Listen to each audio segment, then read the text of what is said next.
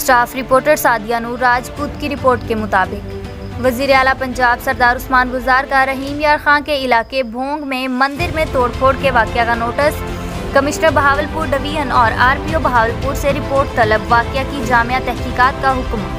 तोड़फोड़ के वाक़या की गैर जामदराना तहकीकात करके रिपोर्ट पेश की जाए। उस्मान गुजार। तोड़फोड़ करने वाले अनासर के खिलाफ कानूनी कार्रवाई की जाए। वज़ीर आला की हिदायत। किसी को कानून हाथ में लेने की इजाज़त नहीं दी जा सकती। पाकिस्तान में अक़लियतों की इबादतगाहों का तहफ़्फ़ुज़ रियासत की जिम्मेदारी है। कायदे-आज़म रहमतुल्लाह अलैह के पाकिस्तान में बसने वाली अक़लियतों को बराबर के हकूक़ हासिल हैं। उस्मान गुजार।